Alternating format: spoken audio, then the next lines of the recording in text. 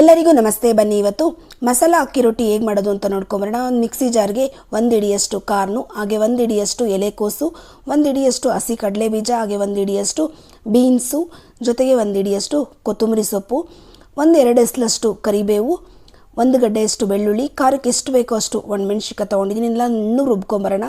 ಈಗ ಒಂದು ಬಾಣಲಿಗೆ 3 ಕಪ್ಪಷ್ಟು ಅಕ್ಕಿ ಹಿಟ್ಟು, ರುಬ್ಬಿರೋಂಥ ಮಸಾಲನೇ ಹಾಕಿ ಚಪಾತಿ ಹಿಟ್ಟು ಅರ್ಧಕ್ಕೆ ಬರೋವರೆಗೂ ಕಲಿಸ್ಕೋಬೇಕು. ರುಚಿಗೆ ತಕ್ಕಷ್ಟು ಉಪ್ಪು ಹಾಕ್ಕೊಂಡು ಇದನ್ನು ಚೆನ್ನಾಗಿ ಕಲಿಸ್ಕೊಳ್ಳೋಣ.